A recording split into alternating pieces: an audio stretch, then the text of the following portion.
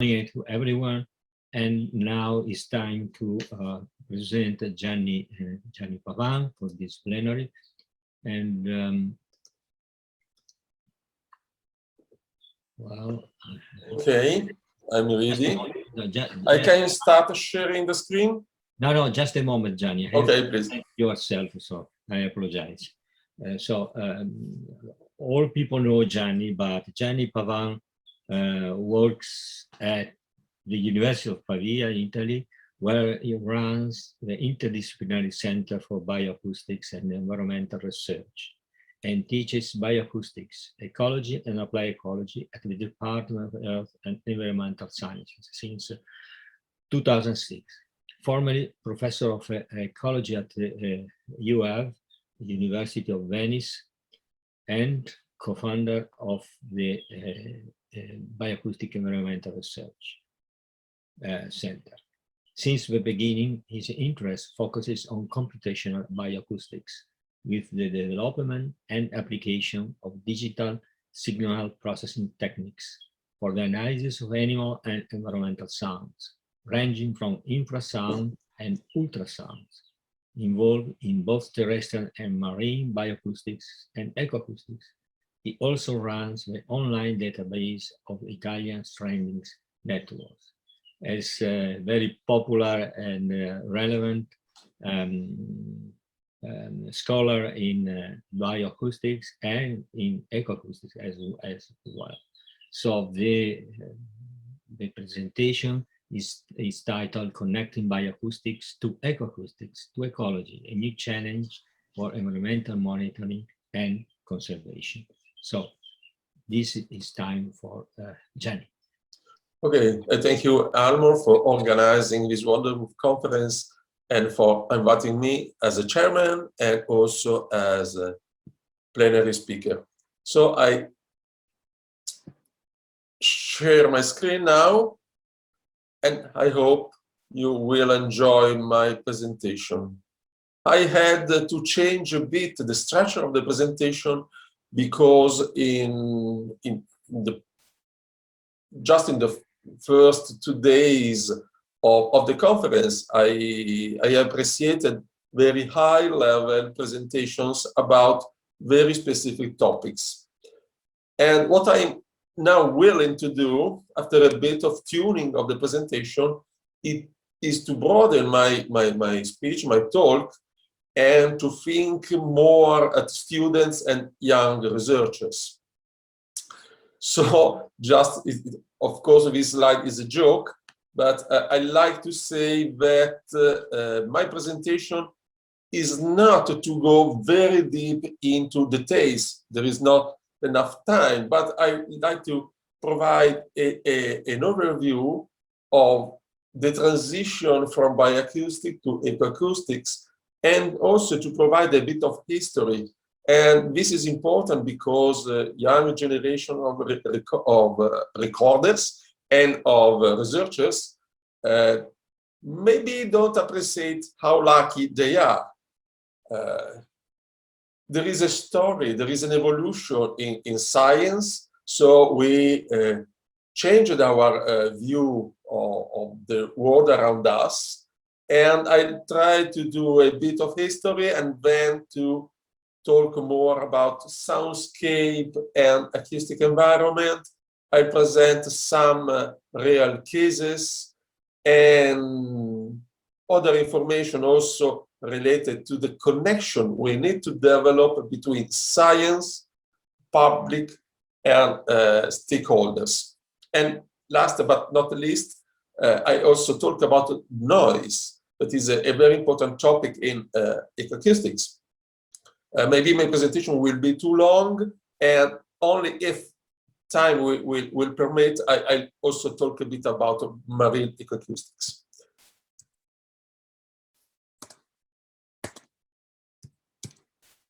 Sorry, okay.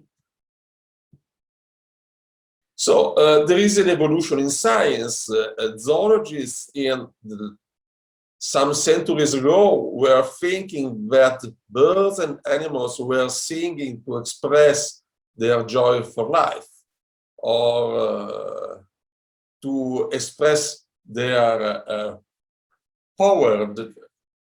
But sounds, now we understand that sounds are functional to their life. It's not only a fact of aesthetics, it is a functional need for animals to connect to other animals, to connect to the environment, and to meet and to reproduce. So most of the sounds used by animals are related with mating and reproduction. That is one of the essential things and objectives of life. So animals do need sounds and a suitable acoustic environment for their life. All species that use sounds use these sounds for courtship, for reproduction, for parental cares, for maintaining the pair during their life, to signal alarms, to coordinate activities among members of the community or their social group.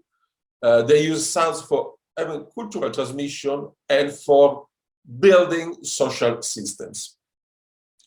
But they don't use only sounds to communicate. They also use sounds to sense the environment around them.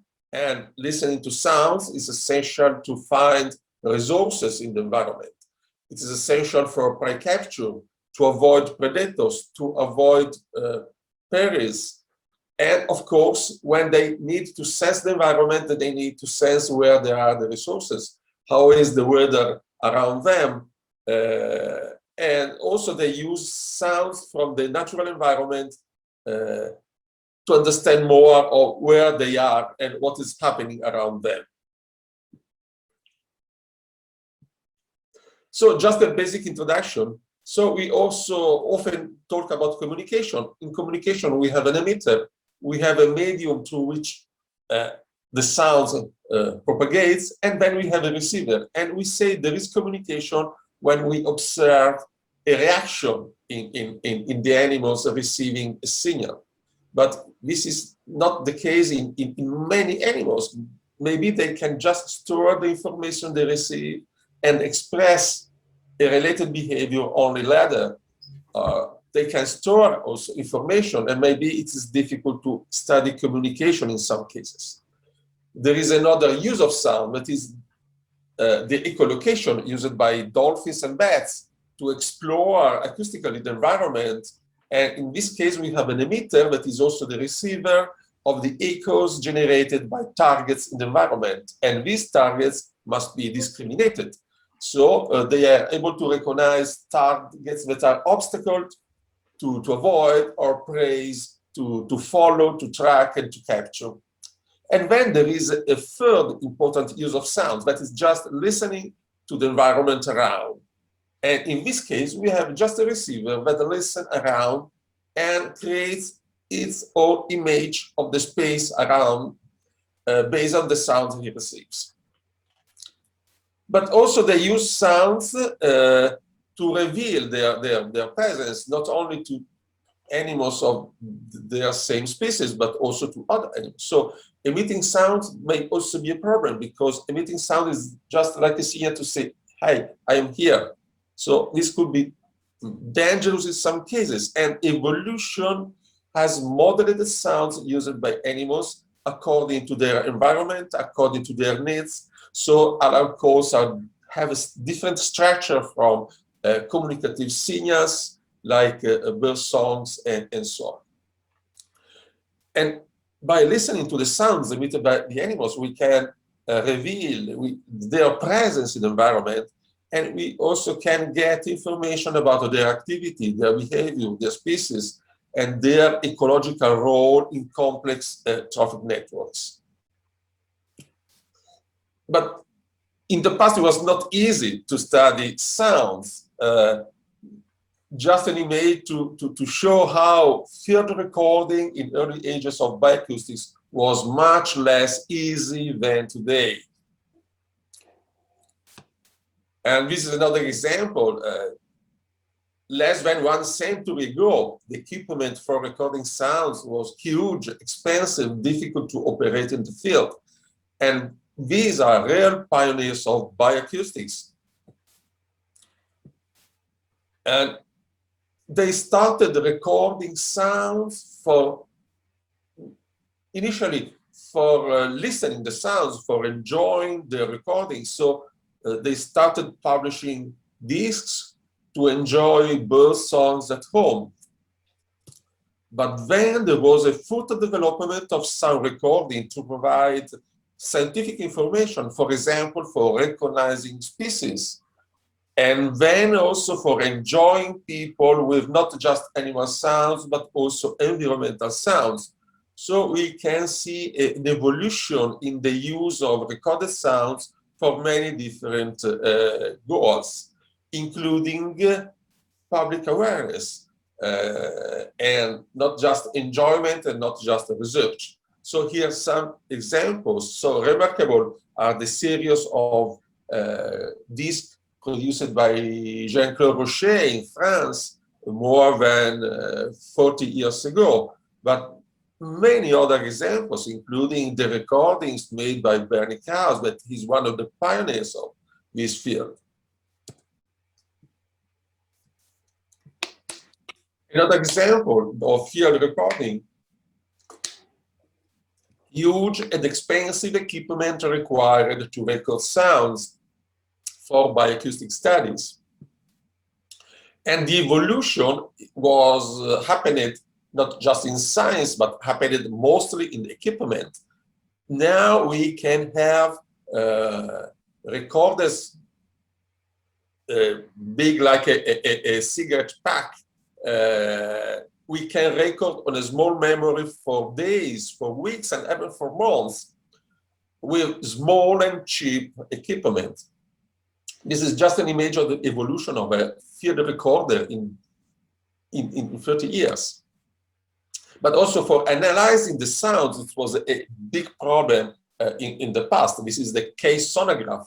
That is the most famous sound analysis system developed for the navies, but then used by Peter Marler to analyze bird songs. And this is another important aspect of research and of equipment development.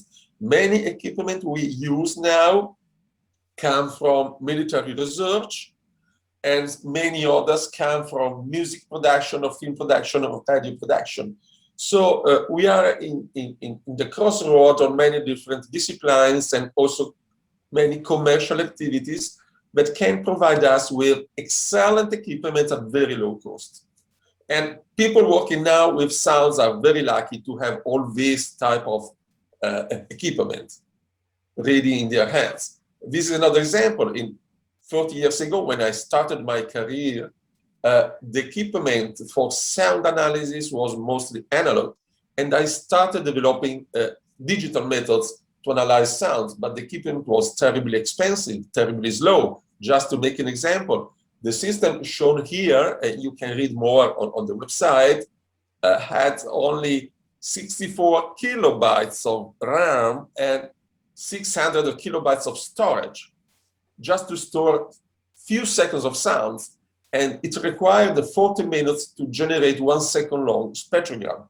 But now spectrograms are produced in real time, even on a very cheap smartphone or tablet or mini PC.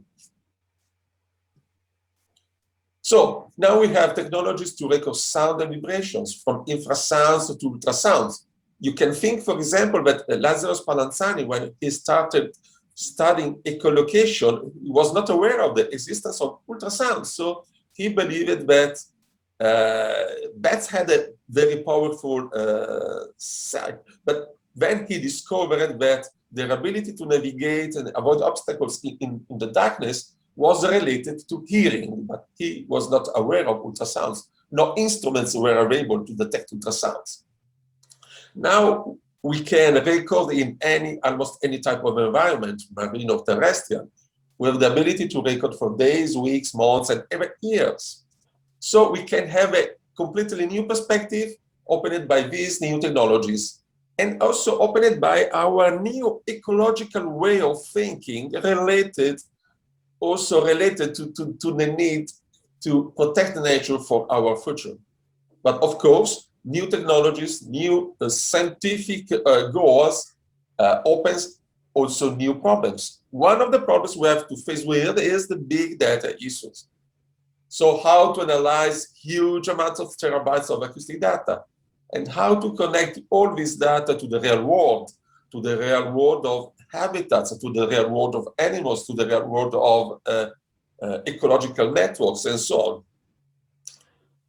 And the transition from bioacoustics to ecoacoustics was long, but now it's focalized on ecoacoustics. So, just to summarize, bioacoustics concerns the sounds used by animals to communicate, and in some zoological groups to echolocate prey and obstacles. And bioacoustics also concern the acoustic sensing of the environment. Ecoacoustics joins bioacoustics with the concepts of ecology, with the concept of connecting everything together. And ecoacoustic concerns all the sounds and noises that we have to discuss about this distinction that compose a soundscape or an acoustic environment. And later I explain more. And also the acoustic concern all the interactions between all these components. So it concerns biological sounds, we call it biophony, natural sounds produced by environment that compose the geophony, and also sounds and noise produced by human beings. And we distinguish between anthropophony and technophony. Anthropophony is all the sounds produced by human beings with their culture, with their religion, with their traditions, with their work. And anthropophony can also add useful information to the acoustic environment. But then, with the Industrial Revolution, we also developed the technophony that is made by the noises produced by machines, by engines, by cars, by trucks, and so on. There are noises in the background. Please shut off your microphones. So I mentioned soundscape and acoustic environment. What are these? The soundscape, in its strict definition, is the result of human perception, thus limited in frequency, in level, in detail accuracy, and also in the interpretation ability we can have.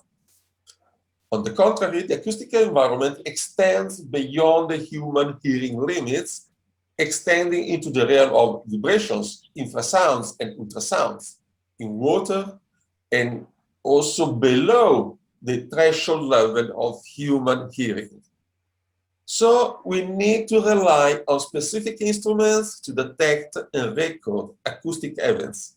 So acoustic events is the most general definition we can give to sounds and noises. So the distinction between sounds and noises is subjective, it's difficult, and it's different depending on the context, difficult depending on who is talking about these things. And also with a specific equipment, we can translate sounds or what we can't hear into audible sounds, for example, with a bell detector. Or we can transform sounds into images, like spectrograms, that are easy to see, to understand, to compare, despite the sounds being ultrasounds or vibrations or whatever we can perceive. However, the term soundscape is often used in its broadest significance, even exceeding human hearing and interpretation. But the soundscape itself, as a name, has its history. The first to express the opinion that sounds, natural sounds, biological sounds, are the expression of the quality of the environment was Rachel Carson, that was concerned about the massive use of chemicals and pesticides in agriculture and on the transformation of industrial agriculture. So she foresaw a silent world without the beautiful songs of birds, frogs, and insects killed by chemicals and also killed by habitat transformation. But he never used the term soundscape. The soundscape concept was more focused in years around 1970 by Schaeffer, but with a strong anthropocentric vision. But since then, many scientists have contributed to elaborate a new concepts of soundscape more related to natural sounds. And we have to thank Bernie and many others, Stuart Gage, Albo Farina, Pianowski, and many others I can mention everyone. And a very important step coming from the work of Bernie Krause is the definition made by US National Park Service that the soundscape is a key component of any ecosystem, and thus it should be studied, monitored, managed, protected, and also restored if altered by human activities. And also we have to think the connection between sounds and our feelings. So I remember two important works, but there are many others. So the Earth is a solar-powered jukebox, a definition made by Gordon Hampton. And the works made by Bernie Krause, not just to describe sounds, natural sounds, but also to connect sounds to music, and to human beings, and to our feelings. And here we can see a mix of aesthetics and science. And to summarize, the soundscapes joins together the sounds made by biological beings, by physical elements of nature, this is geophony, the anthropophony, the technophony, and the technophony is strictly related to the problem of noise pollution. And with biophony, we try to get information about biodiversity, complexity, richness of habitats, to get cues or information of measures or proxies of ecosystem quality. And we need to learn more about geophony, because geophony is the natural source of sounds and signals used by animals for their life. So we need to understand more the significance of the noise made by the wind, by the leaves, by the rain, by the flowing water, and so on. This is just to summarize everything. I don't like slides full of text, but just to summarize the concepts that could be useful for students. Ecoacoustics has focused its goals with the creation of the International Society for Ecoacoustics. That is a really recent evolution of this type of studies. And I have also to mention that there is a new emerging field of research and development that is called computational bioacoustics, that provides new tools to both bioacoustics and ecoacoustics for the capture, management, and analysis of huge amounts of acoustic data. And there are books dedicated to this. For example, the very important book published by Jérôme Sour on the use of R for sound analysis, and the package, his package C-Wave.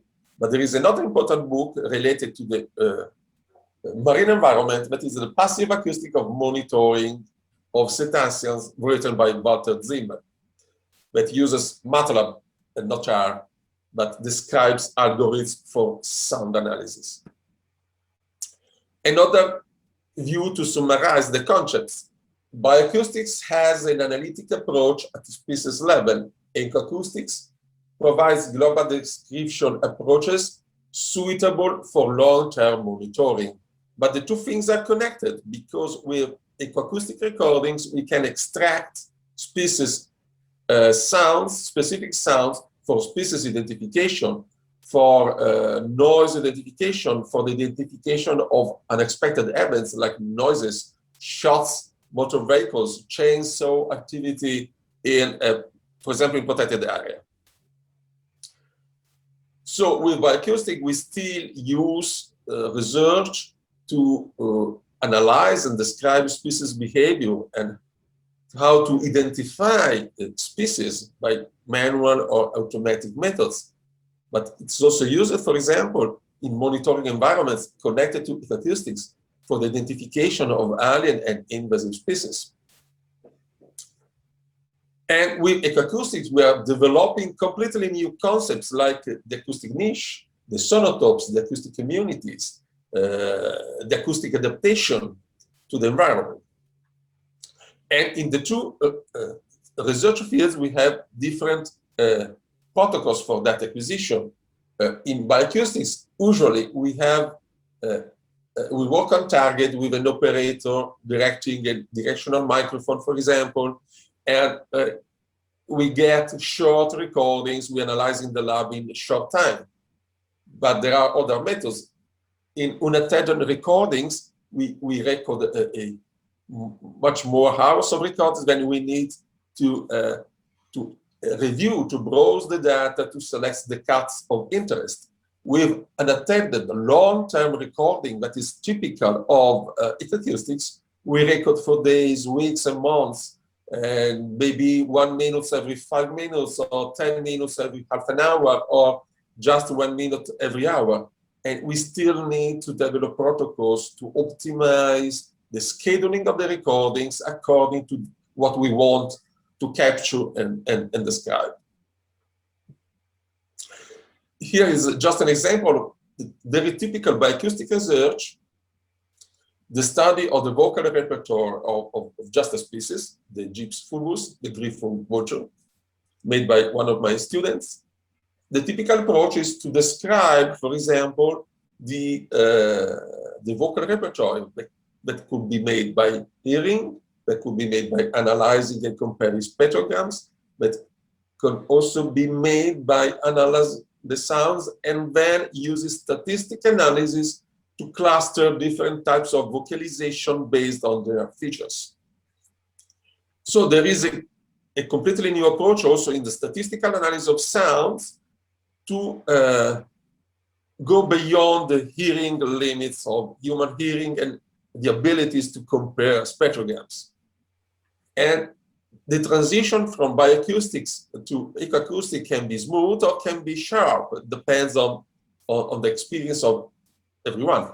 In my case, I transited to soundscape recording in 20 years ago with equipment based on laptop computers used in the field to record for hours with a standardized protocol to record some minutes every half an hour, for example, with high quality microphones and AD converter. But it was a huge instrumentation, expensive, difficult to manage, without a long autonomy.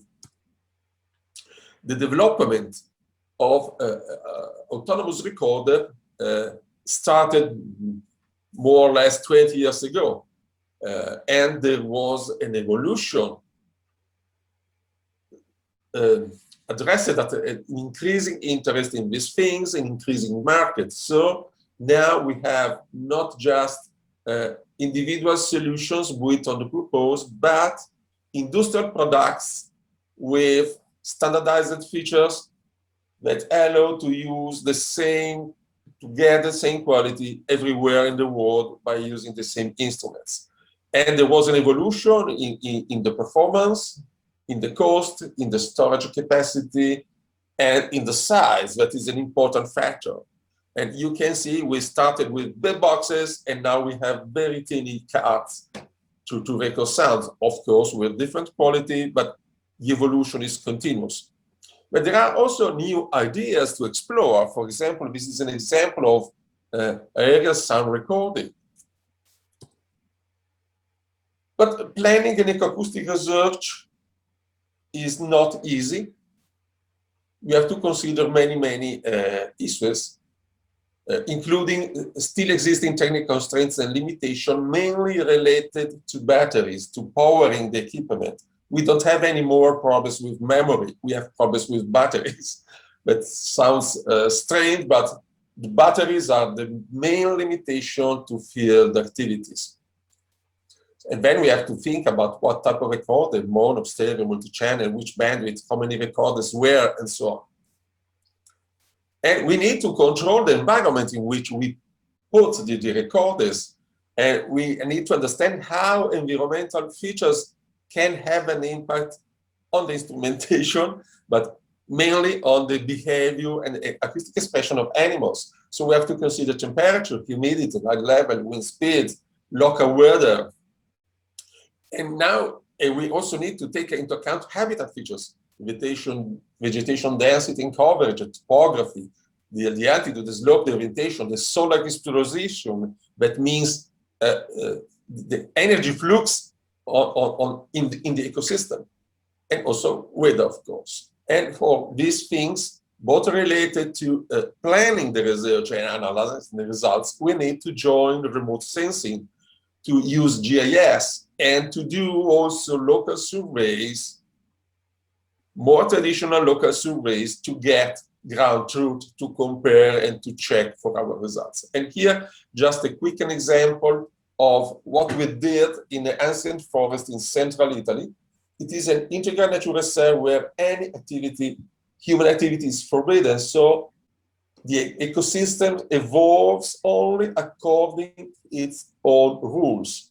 So trees, when they die, become the home and food of millions of new animals and insects and bacteria that keep the environment, the ecosystem alive and with high biodiversity, high complexity, high stability, high resilience. It is also a beautiful place, far from any noise source, where it is still possible to enjoy the silence and the voices of nature. And we adopted a protocol based on autonomous recorders, recording 10 minutes every 30 minutes. And this allows to have a good coverage across the 24 hours of the day, but also allows to have something like the history of each acoustic event we detect, because we have 10 minutes of continuous recording every half an hour. So we can understand how sound changes in relation to time and to maybe environmental factors or events occurring in that time frame. Then we generate compact daily spectrograms, and then we perform traditional bioacoustic analysis and sound identification, but also ecoacoustic analysis with indices and strong statistical analysis.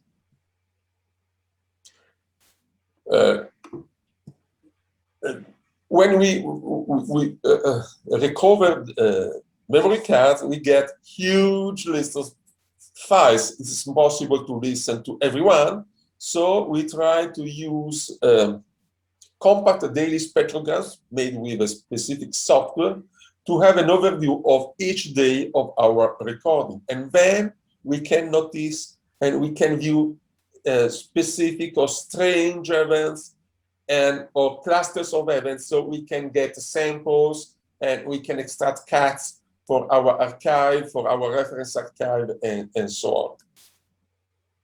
So we developed a multi-scaled level approach that is based on a mix of computational bioacoustics and human analysis, with the browsing and visualization and listening, but driven by features shown by indices and packet spectrograms. And then when we think something really interesting in the detail, we can do high resolution spectrograms to find specific sound objects and maybe develop models to retrieve the same types of objects in different files, in different days, in different weeks, in different months. The workflow can be complex, can be adapted to the goals of each one and also to the capabilities of each one. So we can also always mix a traditional approach that is time consuming with advanced approach that is still in development, but it requires strong expertise in computational bioacoustics. And this is just an example of a few days of recording shown through packet spectrograms, and each frame is 10 minutes, spaced by 20 minutes of silence that is not plotted here.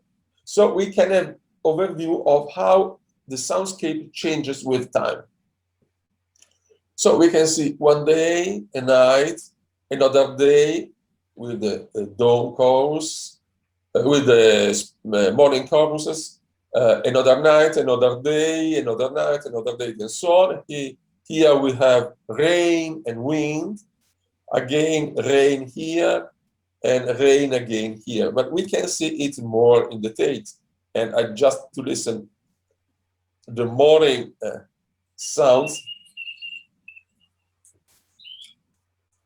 And we can use these packet spectrographs to recognize features like the passing airplanes that are these dots just on the base, because the noise of airplanes goes up to 500 hertz in most cases.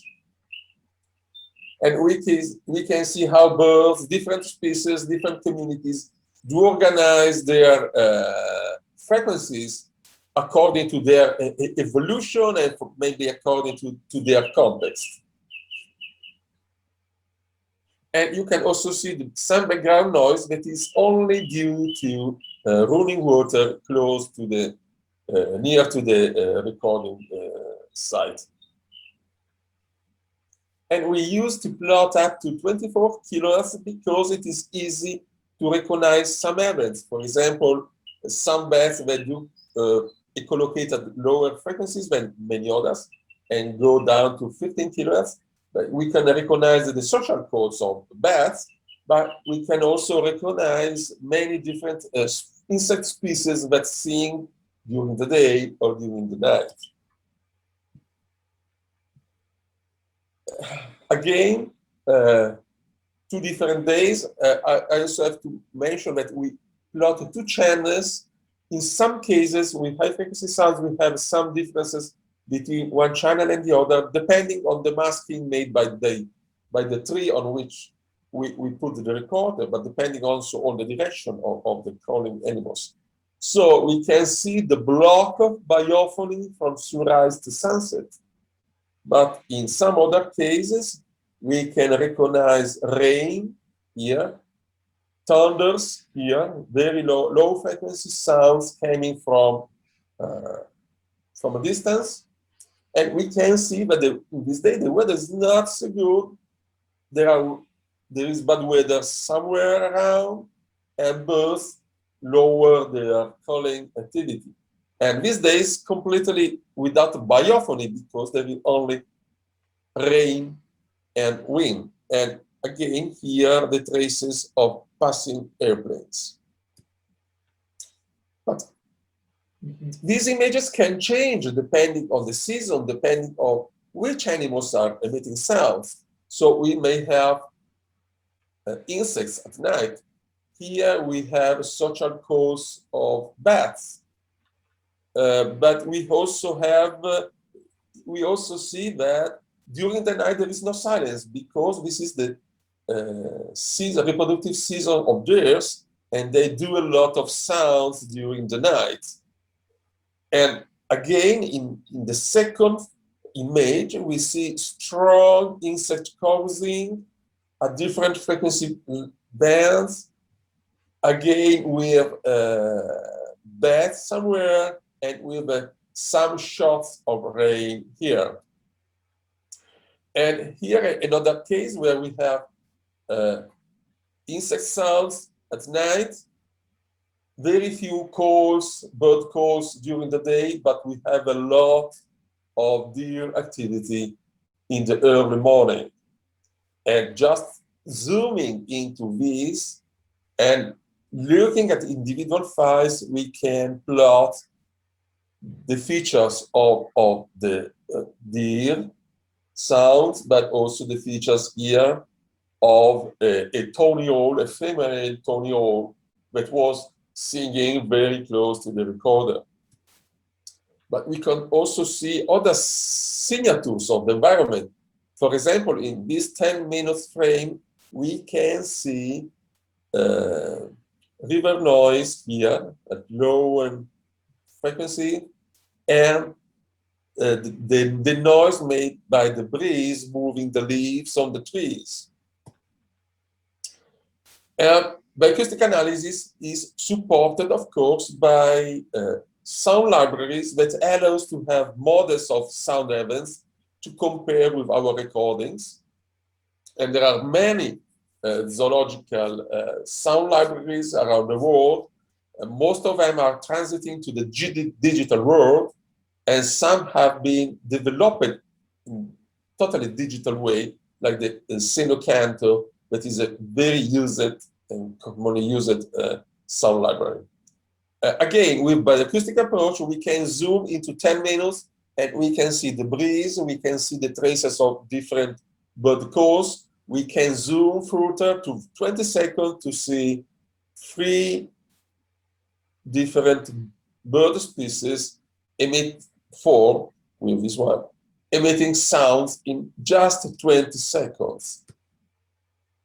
And by using this approach, then we can detect each individual species and compile a library dedicated to the species recorded in your specific locations.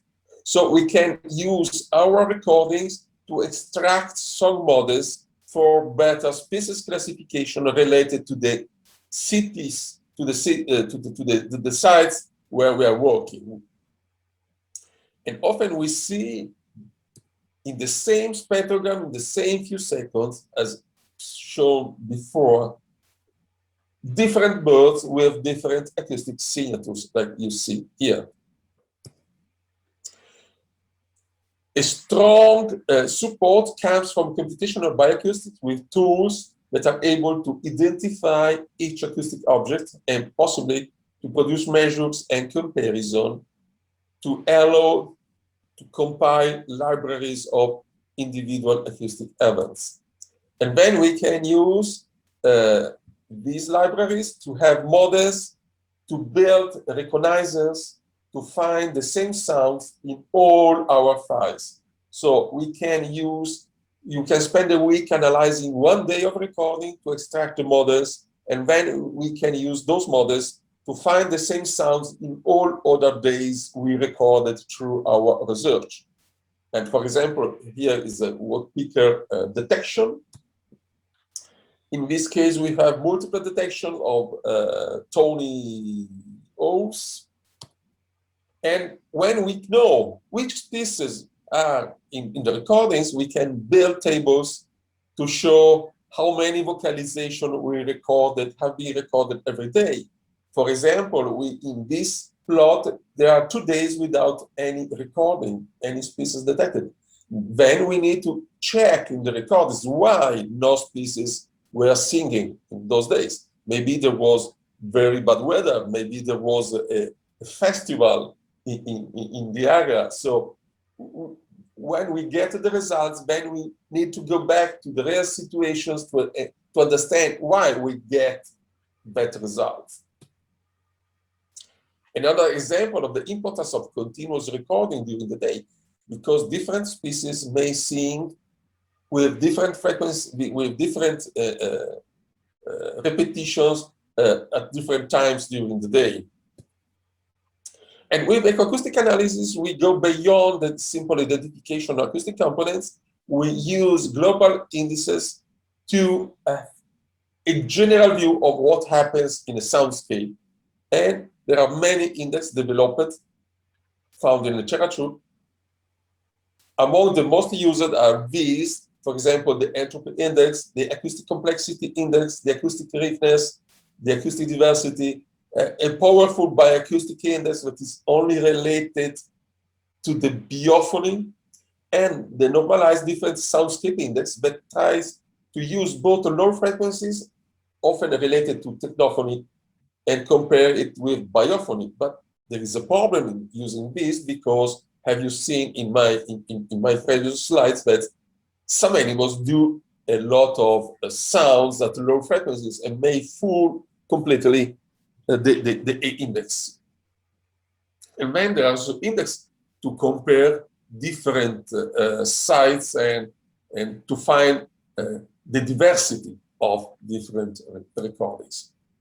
So the use of ecoacoustic indicators or indices is still in infancy, and the computational bioacoustics and ecoacoustics technologies are just emerging and they are providing every day new tools to recognize specific sounds for specific application, to generate global indices, to robustly describe ecosystems by identifying sonotopes and acoustic communities. However, a widely accepted protocol for data acquisition and processing is still underfunded, and it's not clear how to connect some indices to ecosystem structures and processes.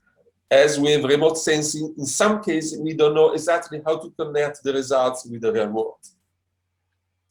And geophony is still underestimated and poorly studied, and often it's just considered a disturbance.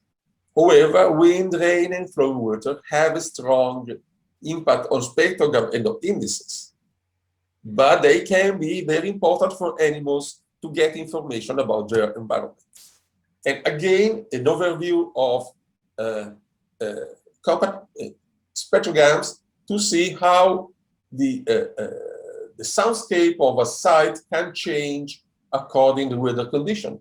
And then we can select easily recordings to be discarded for analysis.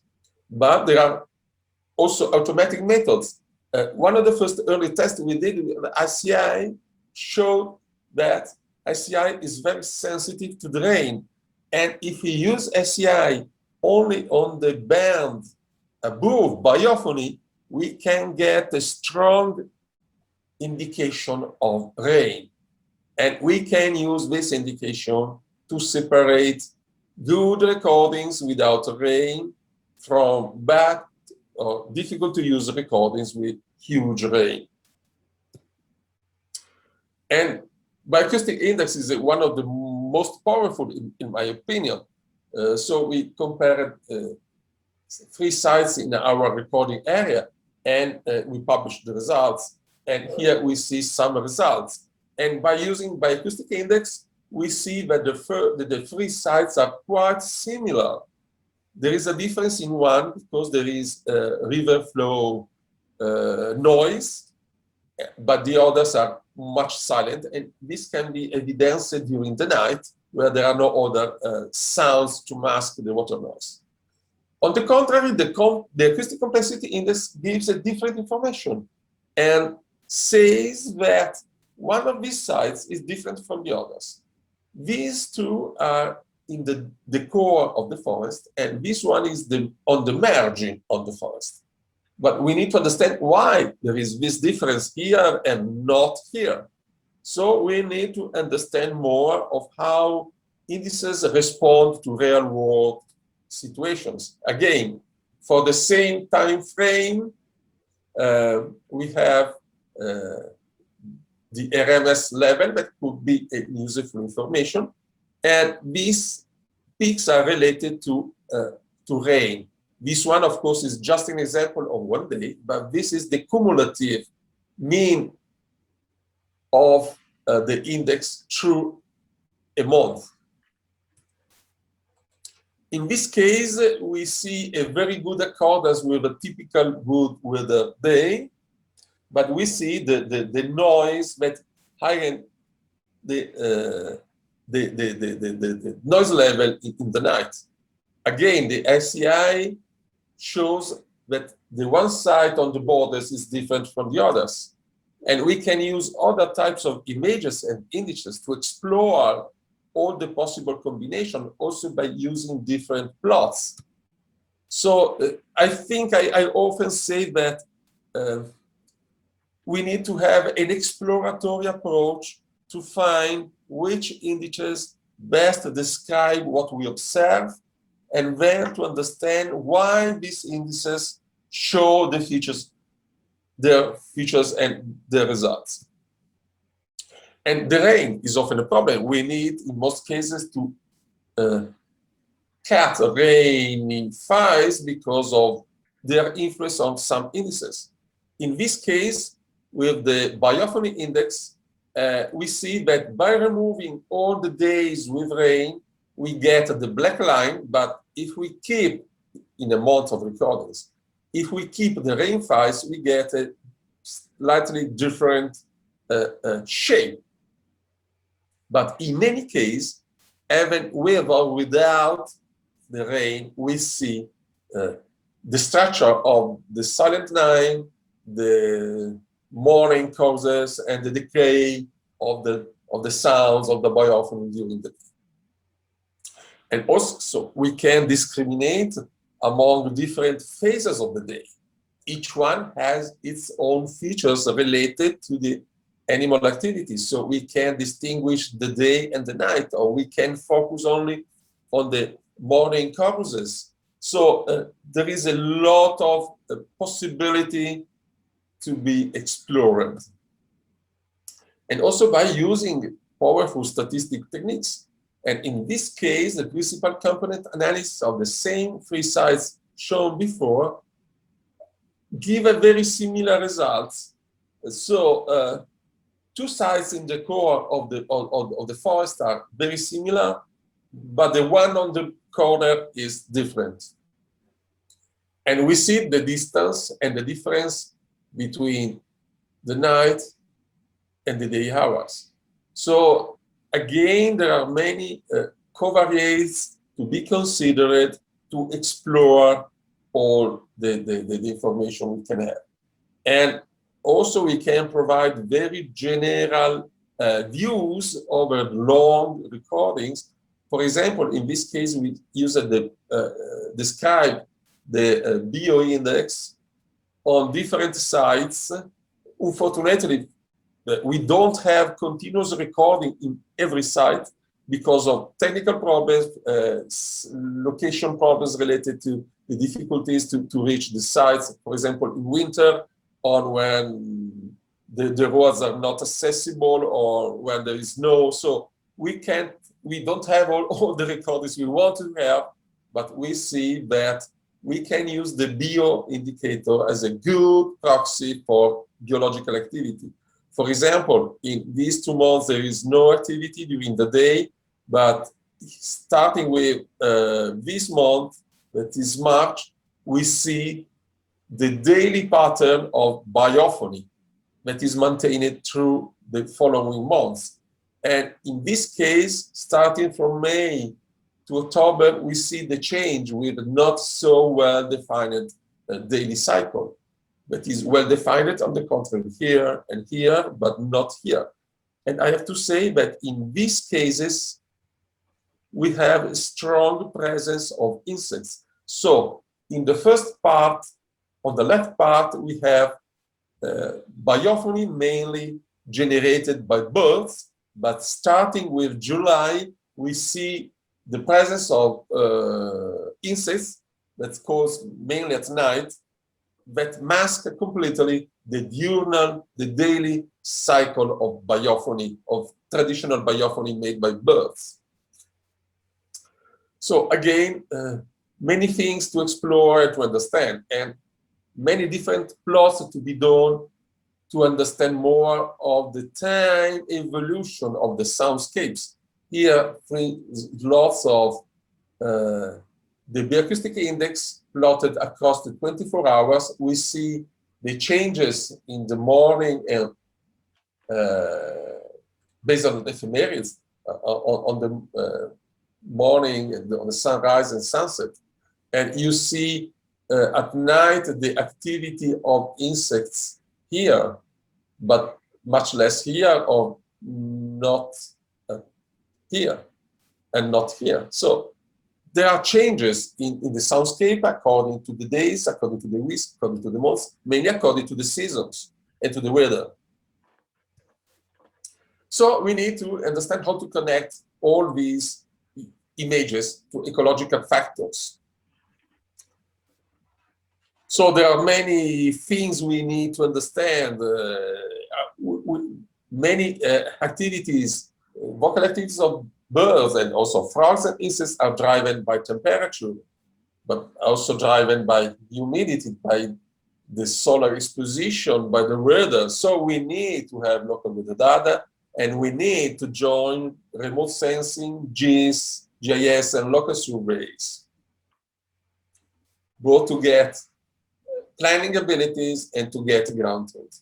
And then we can extend into ultrasounds with different types of equipment. starting from a simple bad detector or by using ultrasonic microphones connected to a tablet or to a computer, or using ultrasonic microphones connected even to a smartphone or a tablet. So we can get ecological information by looking at the echolocation sounds produced by bats. So we can have ultrasonic soundscapes where we can read the presence of different species, and we can also read their behavior, the search and adding sequences, the capture sequences, the starting searching. So the number of passages and hunting rate can provide useful ecological information.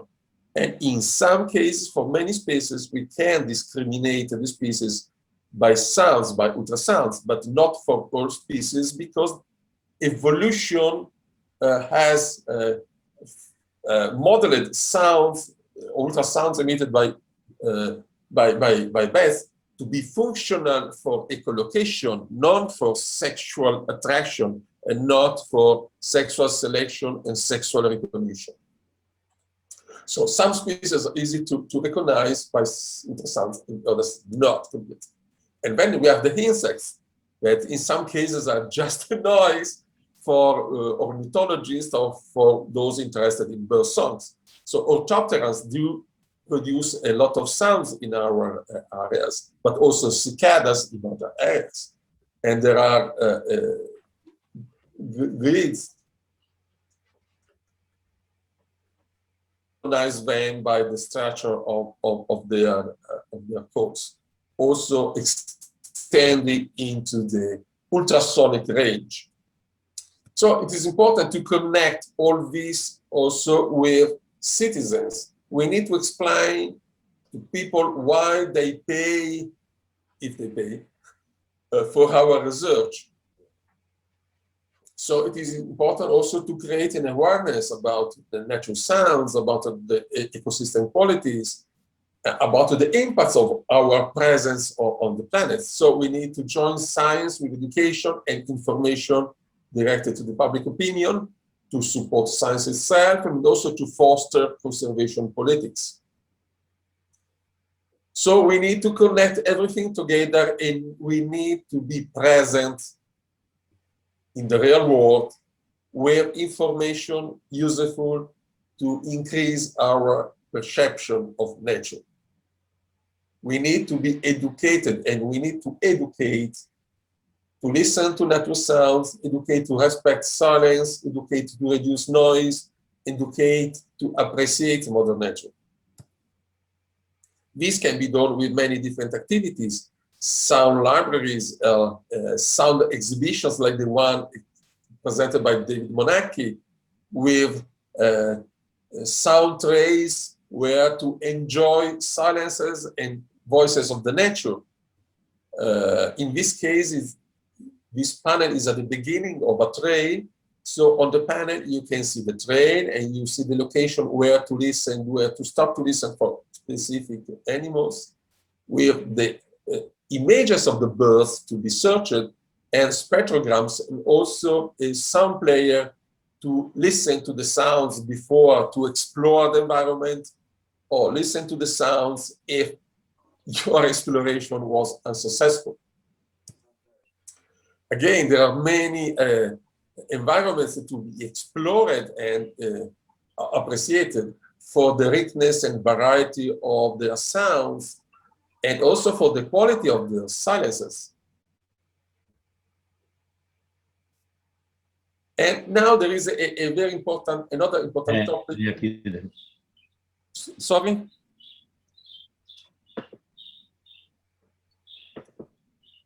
The noise is a big problem with human beings. There is environmental legislation to reduce noise, but the goal is to reduce impact of human health.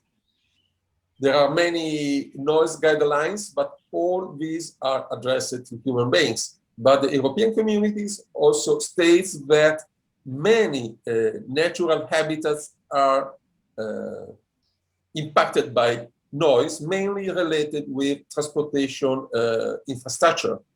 So airplanes, railways, highways, and any type of road makes noises that pollute our environment.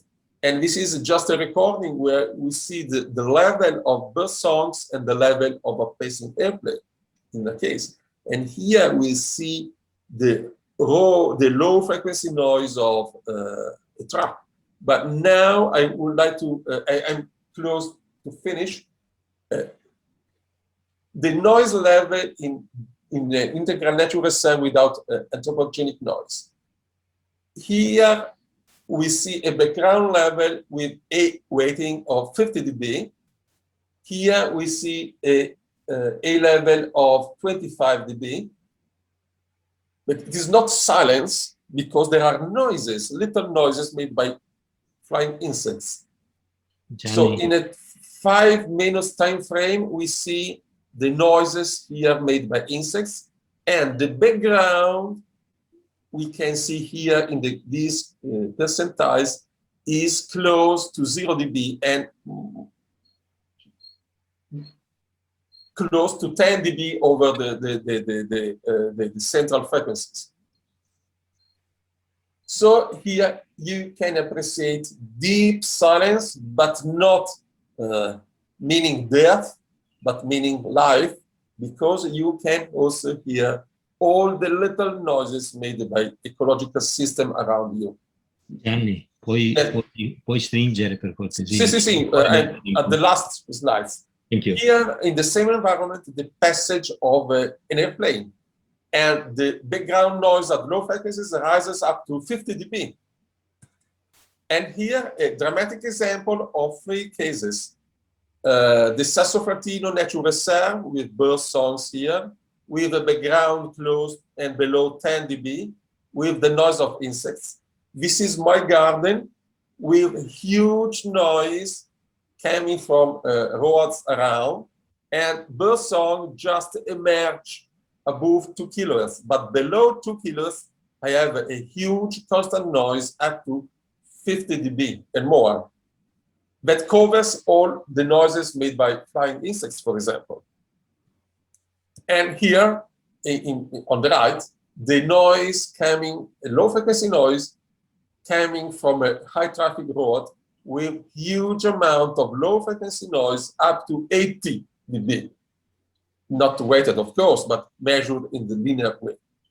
So it is important to understand that the transportation infrastructure makes a lot of low frequency noise that pervades huge areas, and that may interfere with animal communication, can have an impact on our health, and can have also an impact on the vibration, vibratory communication described by Valerio Mazzoni, that is the object of biotremology. So we have to think about the vibroscapes and maybe ecotremology.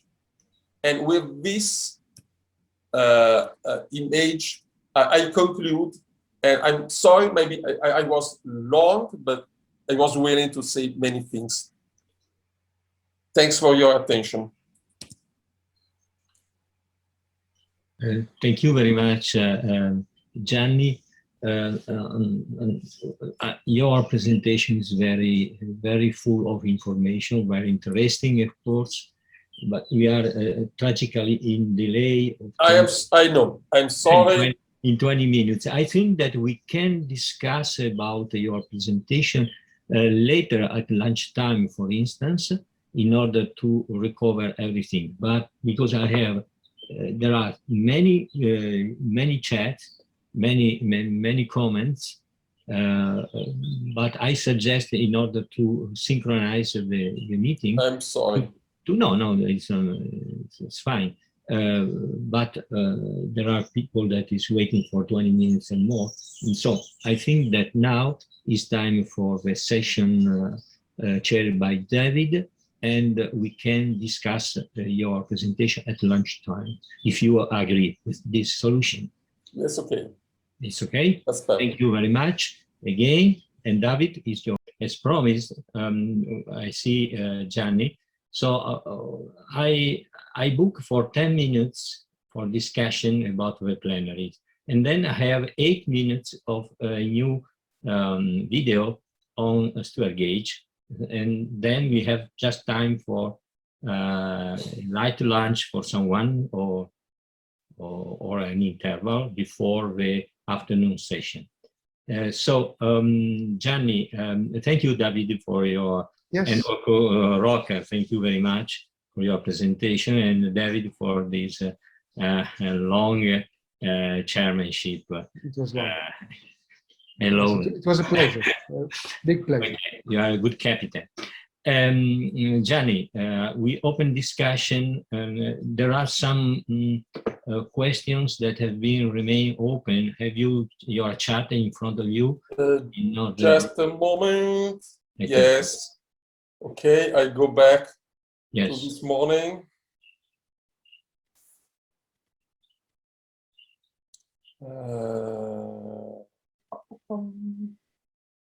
Or someone that can raise hand and put questions to Gianni. So I don't see very direct questions, but there are some comments. I think that they are very interesting. One is from Alice Eldridge, and she correctly underlines that the soundscape, as I said, is related to human perception.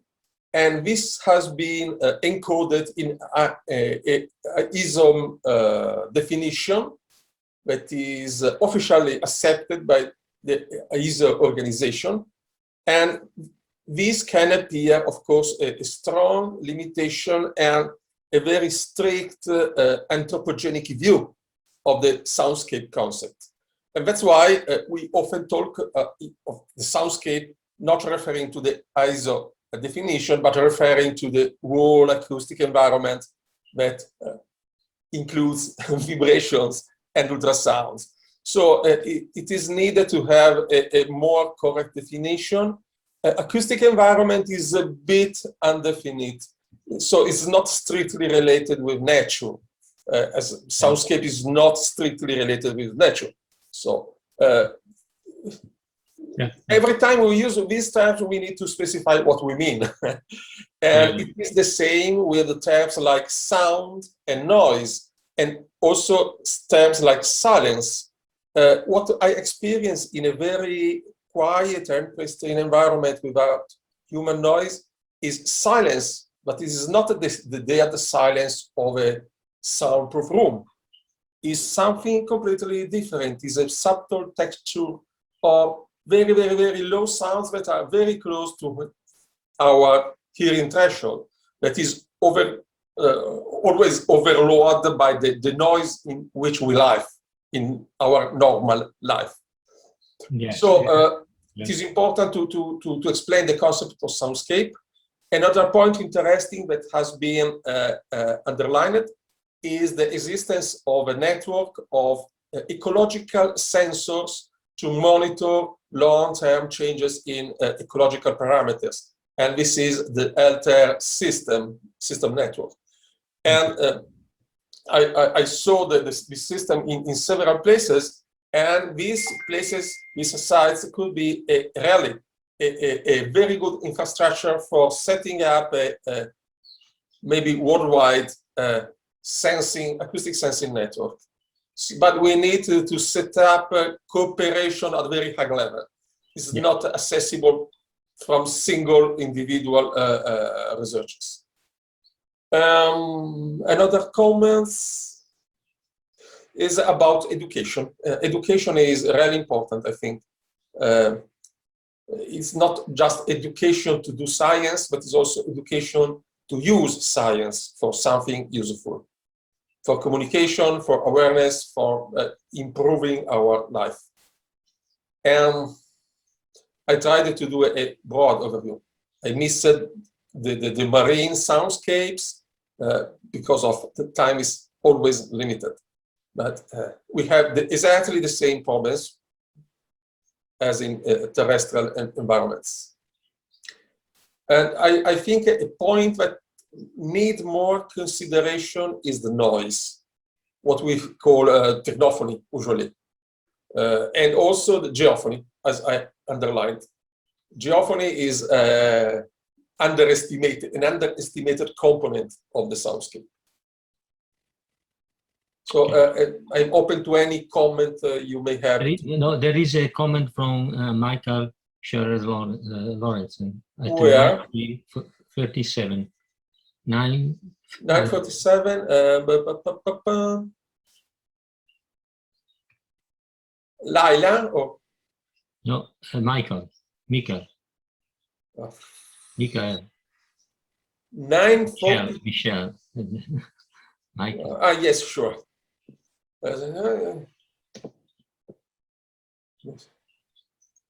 Yes, you are right.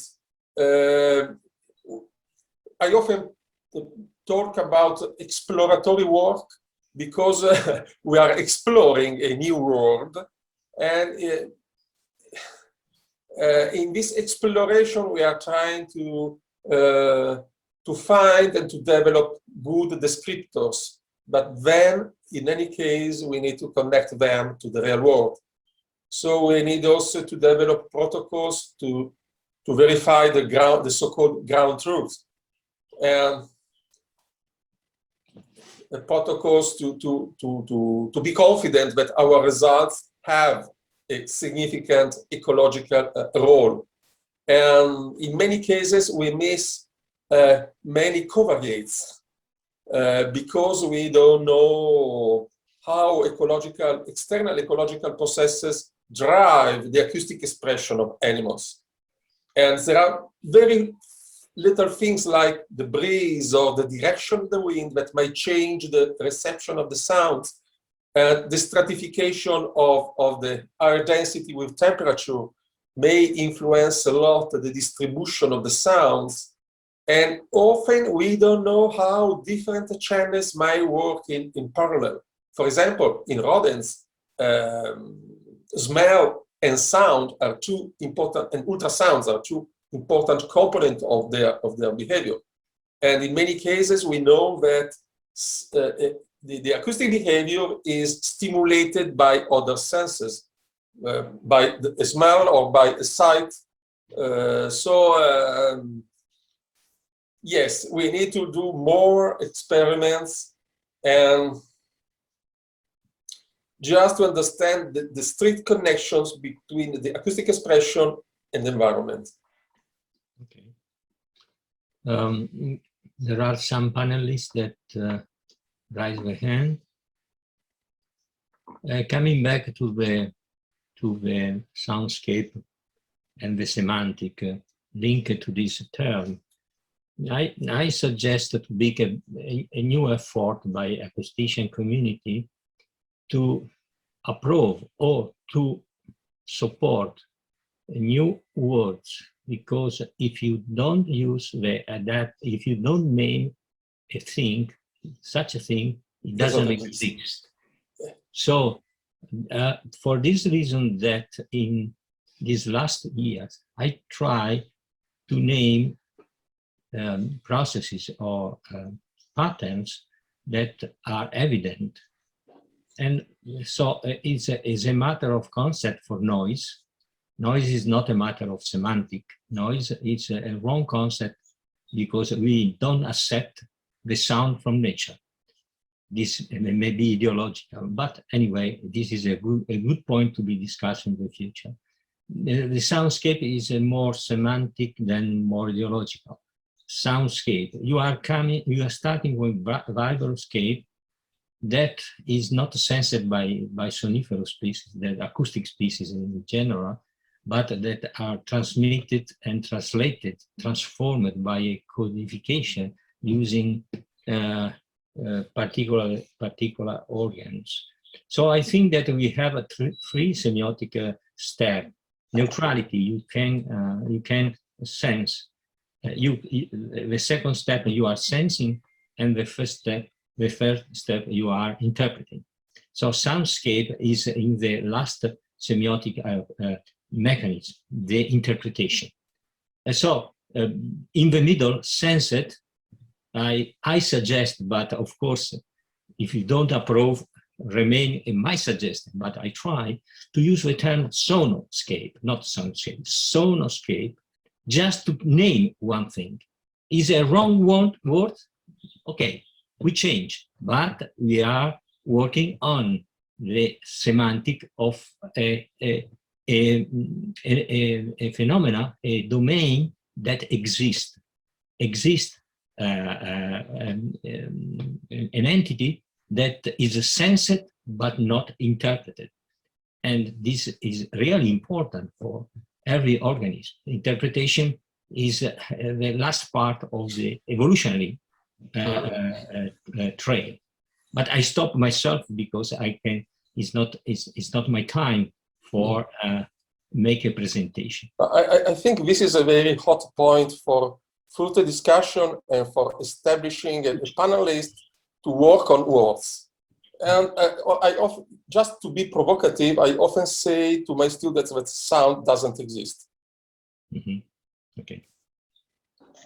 Sound is just a sensation generated by our brain. Yes. Like a color. Yes, it's an interpretation. Yes. Interpreted. So that's why often we talk about acoustics. Acoustics is just a physical phenomenon related to acoustic waves propagating into a medium. But if we don't have a medium, we don't have acoustic waves. Yeah. So there are many points to be discussed and to be elucidated with clear, not ambiguous definitions to be accepted by everyone. Like noise. In usual use, noise just something disturbing and provoking a negative reaction at physiological level, at emotional level, at physical level, or whatever. And it depends on the context. I can have a bad reaction listening to rap music, but someone else can be disturbed by Paganini. Yeah. And during the early stages of marine bioacoustics, sounds made by animals were classified by the sonar operators like biological noise.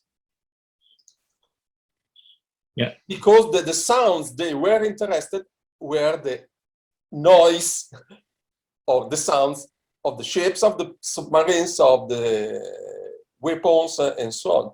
On the contrary, for biologists, the noise is the sound made by ship,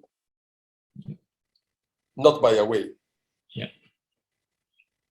Definitively, I think that is more difficult to working on semantic than on theory and ideology.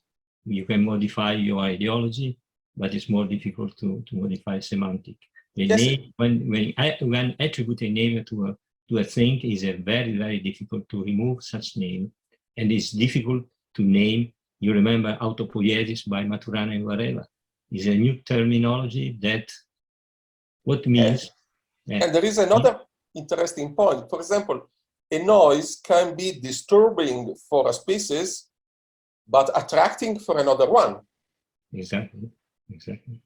And also in our lives, we know that sometimes a noise is disturbing, sometimes it's not disturbing, but give us cues about what is happening around us. Gianni, our discussion may be noise for someone, be interesting for us. Yes, exactly. Definitively. So thank you, Gianni, for this integration. Oh, Sandra. Sandra. Yeah, hello. Sorry, I have no video at the moment, but I hope you can hear me. Yeah. I liked your discussion. It wasn't noise to me, but I want, before we close this, maybe a little follow-up on what we said before on using LTER sites and establishing protocols. So what would be a way forward? Like, would the society, the Ecoacoustic Society, maybe form a working group that continues working on this? Okay. Or should we leave it to individual working groups to just raise up this issue and bring it forward? Or do you think we can agree on something during this conference for how to proceed? Okay. I personally think that it would be interesting to develop and to establish at least 2 different working groups. One on definitions, one on words, and one on methodologies and protocols. And of course, anyone is free to develop its own protocols and to search for the best optimal solution for its own needs. But it is also important to use protocols that can be used by others and that can allow to compare the results. So a good option could be to have a basic common protocol on which each one can build its own details for data collection, but maintaining a base that is comparable with the work made by others. Yes, that would be great. And I would think that the Ecoacoustic Society should come up with something like this, because I think such a protocol has a higher chance to be accepted if it comes from the society. Yeah. So yes, it should come from the discussion among the members of the society. Yeah, of course. Thank you, Sandra. I think that with the new facility like this webinar, it will be more easy and more efficient to connect each other in the future for discussing such things. So I am sure that the Ecoacoustic Society will arrange different workshops according to the topics that we have to discuss before the next meeting in presence in the next 2 years. Yes, I think that we have an exceptional tool never imagined 10 years ago, no, 5 years ago, before the pandemic. Before the pandemic crisis, such tool of webinar was not so common in our field. But anyway, I think just that a moment. I just want to few words, because I think it could be interesting to think at producing. If you think at 2 different working groups on definition and on protocols, or at least basic protocols and guidelines for advancing protocols, to think how to produce 2 distinct papers with co-authored by everyone willing to contribute significantly to the work, to be published and made available to the whole scientific communities, not just within us. Thank you. We have Frontier in Ecology and Evolution. We have a book series in the spring. We have Ecoacoustic journal. So we have at least 3 platforms on which we can publish easily and at the reduced cost. So this could be done. Depends by the willing and the decision of the society and of a member. Well, we can discuss this in closing ceremony, maybe, Gianni. I know that you are leaving for other reasons, and but we try to discuss at this point. Okay. So thank you, Gianni.